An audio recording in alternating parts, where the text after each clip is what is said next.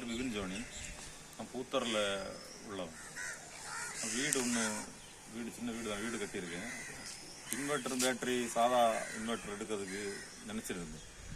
இப்போது solar battery எடுத்தால் என்ன அப்படி யோசிச்சுட்டு இருந்தேன். இப்போ கேட்டேன், தெரிஞ்சவங்ககிட்ட கேட்டப்போ சோலார் எடுத்தால் நல்லது தான், கரண்ட் பில் வராது அப்படின்னு சொன்னாங்க.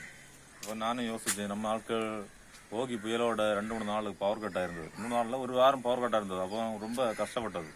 இன்வெர்டர் இருக்கிறவங்களும் ரொம்ப கஷ்டப்பட்டாங்க. கரண்ட் இல்லாமல் விவியில் கரண்ட் 2-3 நாள் இல்லைன்னா பேட்டரி சார்ஜ் ஆகாது. அந்த மாதிரி இருந்ததுனால சோலார் எடுத்தால் சோலார்லேருந்து கரண்ட் ப்ரொடியூஸ் ஆகுமே அப்படின்னு நினச்சி சோலார் எடுக்கிறதுக்கு ட்ரை பண்ணேன். சாதா ஒரு பேட்டரி இன்வெர்டர் எடுத்தால் 20-22,000 ரூபா ஆகுது. அப்போ ஒரு 20,000 ரூபா கூட போட்டால் என்ன, ஒரு சோலார் எடுக்கலாமே இப்படி நினச்சி விசாரித்தப்போ அது கணக்காட்டு தூத்தூரில் ஒரு ஃப்ரெண்டு கொடுத்துட்டு இருக்காப்புல ஒரு சின்ன ஒரு பிளான். ஒரு 300 வாட்ஸுக்கு பேனல் போட்டிருக்கேன். இப்போது எனக்கு வசதிக்கு ஏற்ப 300, சின்ன வீடு தான், அதனால் 300 வாட்ஸ் போட்டிருக்கேன்.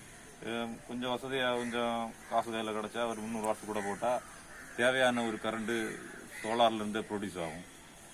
இப்போது இந்த பேனலு இப்போ வச்சுருக்கிறதுனால கரண்ட் பில்லு ரொம்ப கம்மியாக வருது. ரொம்ப கம்மியானா இப்போ 100 யூனிட்டு இவிலேருந்து ஃப்ரீயாக தராங்க. அதனால் மினிமம் சார்ஜ் தான் எனக்கு வருது. ஒரு 2-2.5 வருஷத்தில் இந்த நம்மளுக்கு எக்ஸ்ட்ராவாக நம்மளுக்கு கொடுத்த காசு இதுலேயே நமக்கு கிடைக்கும், மிச்சமாகும். இவி கரண்ட்லேயே இவி பில்லுலேயே மிச்சமாகும்.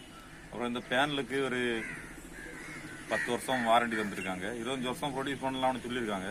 10 வருஷம் வாரண்டி தந்துருக்காங்க. அப்புறம் பேட்டரிக்கு ஒரு 5 வருஷம் வாரண்டி கேரண்டி கொடுத்துருக்காங்க, ரீப்ளேஸ்மெண்ட். அப்புறம் இன்வெர்ட்டருக்கு 2 வருஷம் கொடுத்துருக்காங்க.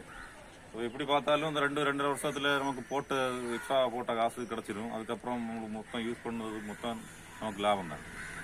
ஆட்களுக்கு இதை பற்றி ஒரு விழிப்புணர்வு இல்லாமல் இருக்குது. பூத்தரில் இப்போ நான் போட்டிருக்கேன்.